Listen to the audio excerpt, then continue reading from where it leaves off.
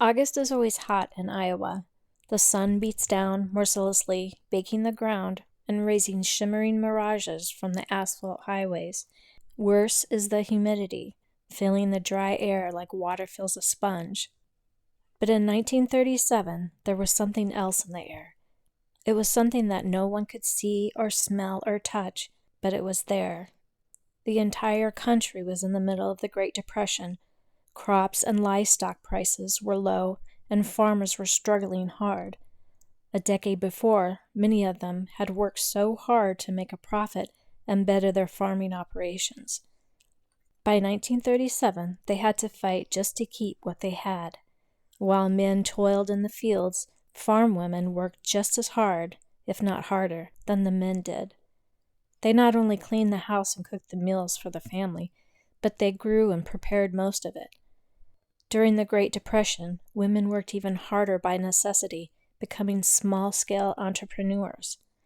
Excess production, such as butter that the family couldn't use, was either sold for cash or bartered for other goods in order to reduce their household expenditures.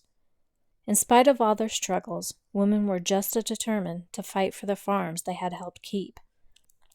They took pride in their accomplishments, knowing that they had done so much more than their due diligence in making sure their families and their farms survived.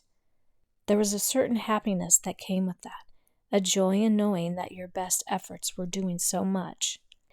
But Elsie Nollen wasn't happy. Elsie was a 30-year-old farm wife in Denison, Iowa. Her and her husband, Albert, had been married since 1924. They were young then and happy. He was a farmer, and she was content to settle into that life with him. The couple had 6 children: Orvin, 11, Wilbert, 10, Pauline, 7, Earl, 6, Leona, 4, and Viola, 2. For the most part, they were healthy and strong. The one exception was that Viola, who had an eye condition that would one day cause her to go blind. Still, there were worse things. The Nollen family. Albert is seated on the far left, while Elsie is on the far right, courtesy of the Des Moines Register. Like Albert's drinking on August 28, 1937, he was in a mood to drink. The couple had made a trip into Denison that afternoon. As soon as they got out of the car, he left his wife to do whatever errands there were while he went to the bar. He stayed there the entire time. The couple had been fighting most of the day, and that didn't make things any better. Later that day, Albert tried to sneak back into Denison. He wasn't done drinking yet. Much to his disappointment, Elsie caught him in the act and told him that she was coming with him. Albert protested, but she insisted. Once again, he went to the bar as soon as they reached town. Around 11 p.m., he finally left. When he went to find his car, it was gone. Assuming that Elsie had taken it and gone home, Albert got a ride with one of his neighbors, a drinking companion, Jack Shiles. On the way home, the two stopped somewhere else to drink more. Shiles dropped Albert off at his farm at 2 a.m. in the morning. As soon as Albert stepped into the darkened yard, he knew there was something off. The family car was parked right next to the house. It was never parked there. Not only that, but the engine was also running hard, like someone had the accelerator stuck to the floor. Stumbling around in the darkened yard, Albert made his way to the front door. As he opened it, a cloud of smoke rolled out. Coughing, he went inside, and he could barely see, so he tried to light a match. It went out. Albert tried again, but it went out too. Carefully, he made his way into the front room of the house. Through the window, there was just enough light to make out the form of 3 of his children. At first, Albert thought that they were just sleeping, but after a moment, he realized they were all dead. Horrified, he made his way into the bedroom to find Elsie. There he found her and the other 3 children, also dead. Leaving the room, he called the police. A short while later, C.A. Green, the county sheriff, arrived at the Nollen farm with his men. they discovered that a discharge hose from a washing machine had been attached to the exhaust pipe of the car, then put through the downstairs window. The sash had been brought down to hold the pipe, and then any space was stuffed with rags. All the rest of the doors and the windows in the house had been sealed tight. A picture courtesy of the Des Moines Register of the washing machine hose that had been attached to the Nollens' car and then put in through the window. The car had been started and the accelerator stuck down, discharging clouds of carbon monoxide in the Nollens' home. With everything sealed so tightly, the gas had nowhere to go. It didn't take long to build up deadly levels, suffocating the family. Inside the farm mailbox was a 6-page note written by Elsie. In it, she confessed, although she loved Albert and he treated her well when he wasn't drinking, he was a violent drunk. She claimed that he had beaten her over several occasions during the marriage and didn't seem to care much for the children. Elsie said that she had tried her best to be a good person and to live a good life, and to raise her children to be good and proper people. However, she felt that this family is not going to be raised upright, and I think it is a shame to let them grow up and live such a life, she said. Try as she might, Elsie believed that she would never change his ways. With no hope of the future, she had decided to commit suicide and take her family with her. Albert told the sheriff everything that had happened that day, including the fighting with Elsie and the drinking. However, he denied the accusations against him in the letter. It didn't matter now anyway. Everyone was dead. Elsie had carried out her plan with deadly efficiency. Normally, the 4 oldest children slept in the upstairs bedroom, but 3 of them were found laying on a quilt on the floor. Police later speculated that they might have been made to lay there by their mother. The 2 youngest, Viola and Leona, went to bed with their mother. They were found there together. The 2 had fallen asleep in Elsie's arms. Even in the depths of her despair, Elsie had tried her best to make sure that her children died as peacefully as possible. Out of the 6, only Orvin, the oldest of the children, seemed to have woken up during the ordeal. Realizing that there was gas in the house, he had struggled his way to his mother's bedside before succumbing to the effects of the carbon monoxide. After the coroner, John Gottberg, had arrived and officially confirmed the cause of death, the bodies were removed to a funeral home in Denison. The murder of 6 children was shocking enough, but people were even more shocked that their own mother had done it. Elsie Nollen was known around the area for being a hard-working woman who loved her children. People couldn't hardly believe it. The funeral was held a few days later, on August 31st, 1937. The coffins were lined side by side in the church. While the family took up most of the space inside, hundreds of more visitors endured the blistering August sun on the lawn outside in order to pay their respects. Because of the large attendance, the Reverend L.M. Gisby, a Methodist pastor, used a public address system to make sure that everyone could hear him as he delivered his eulogy. When the services were concluded, the attendees gradually made their way past the coffins in a single file. After everyone had a chance to pay their final respects, the coffins were loaded into 5 hearses driven by the Zion Lutheran Cemetery, where 30 pallbearers carried the Nollens family to their final resting place. No matter how sad the event was, the hard times of the Great Depression didn't relent for the tragic deaths.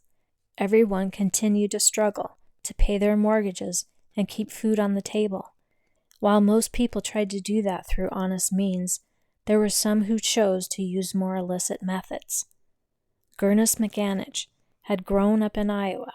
When he had met his wife, Alma, he had been 24 years old, a farmer, and she had been a pretty 19-year-old woman. They had their oldest child, Ray, just after they had gotten married. Ernest hadn't stayed a farmer and had frequently changed jobs over the years.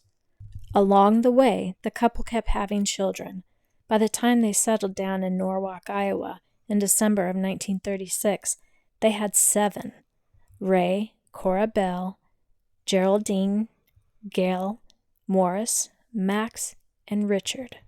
The Mcanitch family. Gurnis is seated at the far left, flanked by his wife, Alma, on the far right, courtesy of the Des Moines Register. The strain took a toll on Alma. It was hard enough to raise 7 children, but Gurnis never stayed at one job for too long. There were even stretches of time where he hadn't had a job at all. She tried to do her best, but they had been poor even before the Depression had hit. The years of strain took a toll on Alma, giving her an air of almost perpetual worry. In January 1937, Alma was pregnant with the Mcanitch's 8th child. While leaving the house one day, she slipped on a patch of ice. She fell hard, and that resulted in causing her to lose the baby. After that, her attitude became even worse. Alma would sit and stare, unresponsive, for hours at a time. She ignored almost everyone, including her children. When she did talk, Alma would frequently threaten to commit suicide, even telling the children that she would have done it already if it hadn't been for them. That summer, Gurnis was arrested for petty crime. While in custody, he told the sheriff about his wife's mental state. He explained that he was concerned that she was going to hurt herself and possibly the children. As a precaution, the sheriff went to the Mcanitch home and confiscated the family shotgun. In October, Gail, who was 11 years old, wanted to go rabbit hunting. Not having a shotgun of his own, he went and borrowed one from their friend. For the next few weeks, Alma, who was a skilled marksman, used the shotguns to shoot cans in the family's backyard. On October 30th, 1937, Gurnis was arrested again, this time in connection with a coal mine robbery in central Iowa. Strangely, Alma didn't seem to care. On the contrary, she suddenly seemed happier than she had been in a long time. That morning, Gail had started to plan his trip, but his mother had used all of the shells. Undaunted, he went and borrowed 6 more shells. It was the night before Halloween, and Ray and Gail wanted to go out and have a good time, but they were reluctant. Ever since their mother had started talking about suicide, they had stayed close to home in order to keep an eye on her. But that day Alma was so happy. She told Ray and Gail that she thought she was getting better, and that they should go out and have a good time. Not seeing anything wrong, the boys agreed. The Mcanitch home in Norwalk, Iowa, on the night of the murder, courtesy of the Des Moines Register. About 8 o'clock that night, they returned home to check in on their mother. Alma was still in excellent spirits and was just about to put the young children to bed. Satisfied, Ray and Gail left again. A few hours later, their oldest daughter, Cora Bell, went to visit their neighbor who had lived across the street. They were delighted when she came over and playfully pretended to scare them, wearing a Halloween mask. After they had all had their fun, Cora Bell returned home. At 11 p.m., another woman in the neighborhood, Mrs. Black, brought Morris home. He was only 6, and he looked up to his older brothers. Black had brought Morris to her house so that he wouldn't tag along with Ray and Gail. Everything seemed fine, and she went back home, happy to have helped the Mcanitch boys have a good time. Close to midnight, Ray and Gail went back home for the second time. As they entered the living room, they were talking about their impending hunting trip, an oil lamp burning on the table, bathing the room in a warm glow. Next to the lamp was an open Bible and a note scrawled on a piece of paper. Assuming the note had been left for them, Ray and Gail began to read it together. It was written in their mother's handwriting. It read, "Ray and Gail, you will find us dead this morning. Don't get excited. Go to the Andersons and tell them about it. Then get the doctor.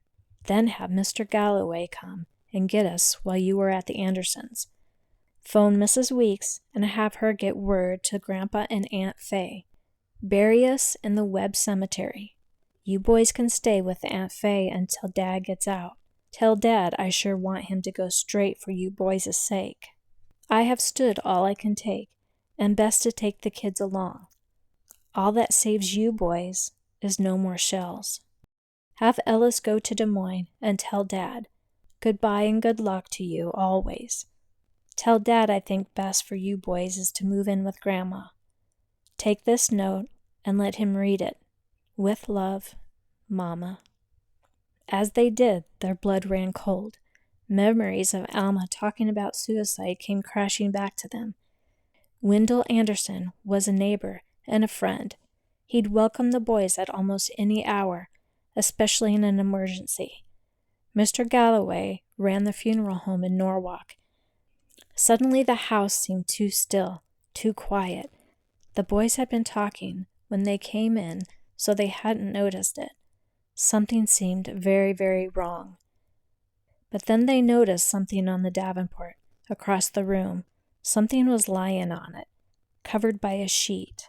As they slowly crossed the room, they noticed that it looked like two small forms, almost like oversized dolls. They held their breath as one of them reached out and cautiously grabbed the covering. Hesitantly, they began to pull it back. Lying underneath were the bodies of two of their brothers, Max and Morris. They had been shot in the head, the blood still running down from a silver dollar-sized wound in their forehead. There could be no mistake they were dead. Ray and Gail's mind went instantly to the rest of the family. They had to know if they were all right. They began to search the house, starting with the small bedroom adjoining the living room. There they saw Alma laying on the bed with the borrowed shotgun in her hand. Without thinking, Ray lunged towards it and grabbed it, and just as quickly realized it was already too late. Even in death, her hand still held the shotgun to her forehead.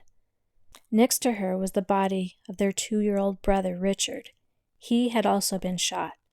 Ray and Gail ran upstairs to check on their sisters, Geraldine and Cora Belle. They found them in their bedroom, both dead from shotgun wounds to the head. The note was true. Their mother had killed everyone, then herself. They couldn't hardly think. It was all just too horrible to contemplate. The boys didn't know what to do. They were terrified, their thoughts racing. It was all too much. They had to get out of the house. Leaving as fast as they could, Ray and Gail ran to their next-door neighbor, Josephine Snyder. When they got there, the boys told her the story. She could hardly believe it. She didn't want to believe it. But after taking some look at the boys, Snyder knew that it was true. Snyder thought for a moment, then called the local doctor, C.A. Willett. After hearing what had happened, Willett called the police and C.H. Mitchell, the county coroner. He then left and went to the Mcanitch home. The police arrived soon after and began their investigation. While Willett and Mitchell examined the bodies, they began searching the house and questioning Ray and Gail and everybody in the neighborhood. It was clear to everyone that Alma had been the killer. She had apparently waited for all the children to go to sleep and then had properly written the note. After she was done, Alma picked up the shotgun and went from room to room. Each child had been killed with one shot to the head at close range. One detail that disturbed the authorities the most was the shotgun was a single shot. That meant after every shot, Alma would have to open the gun, reload it, and then fire again. Not only was the act incredibly cold-blooded, but none of the children appeared to have been woken up during the murders. The shotgun that was used by Alma Mcanitch to kill 5 of her children and herself, courtesy of the Des Moines Register. They were all relaxed, just like they were sleeping, even when the gun had taken the lives of someone right next to them. The loud blast didn't wake them up. There was absolutely no signs of struggle or resistance. Stranger still, none of the neighbors had heard anything. At that time, Norwalk had only been a population of 350. It was a quiet town, especially at that time of night. The authorities thought for sure that in the midnight silence somebody would have heard 6 gunshot blasts in the residence. Yet not a single person had. While some tried their best to offer some kind of explanation for this, such as the skulls had acted as a silencer, no definitive answer was given. In the end, it didn't matter. 6 people just died in a senseless tragedy, and the surviving family member was left to pick up the pieces. Gurness was released into the custody of his brother the next morning so that he could take care of the funeral arrangements. When he saw Ray and Gail, he broke down into hysterics. Roy also broke down, clinging to his father. Gail was almost completely silent, still in shock from the horrors he had just witnessed. A few days later, 4 hearses and 2 private vehicles carried the coffins of Alma and her 5 children to the Spring Hill Methodist Church in Spring Hill, Iowa. Alma had grown up there, and she, per her final instructions, had wanted to be buried there. Nearly 500 people crammed the small church and the yard outside during the service. Afterwards, 32 pallbearers carried the Mcanitch family to a 7-foot by 20-foot grave for burial. When the last words were said and services were concluded, everyone left and went their separate ways. While most returned home to their families, Gurness was taken back to jail. Ray and Gail were taken to their aunt's house. By the end of November, Gurness pled guilty to breaking an entry in the coal mine and was sentenced to serve 6 months in jail. When he was released, he moved in with his mother in Des Moines. Ray joined the Navy during World War II and moved to California. After living there for several years, he returned to Des Moines in the 1970s, earning a living as an electrician. Gail joined the Army and eventually returned to the Des Moines area. He got married, started a family, and enjoyed every moment he had with them. Back in Denison, Albert Nollen was alone, while Gurness Mcanitch still had his 2 sons. Nollen's family were gone. He kept living in the area for a while, but in 1938, he married a Nebraska woman and started his life over. They started a new family of their own and eventually moved to Oregon. The Great Depression was a strain on everyone who lived through it, leaving a lasting mark on them and the nation for decades to come. The memory of the struggles they endured never left them. For some like Albert Nollen, Gurness Mcanitch, and his sons, Ray and Gail, those times were even worse. They had experienced something that most would struggle to endure even in the best times of life. While so many fought off natural disasters, hunger, and poverty, these people faced a threat within their own families, something so dark and sinister that they probably would never have thought that it could happen. But it did. An unspoken tragedy took away what mattered the most to them, and there was little else they could do but move forward and piece their world back together the best way they knew how.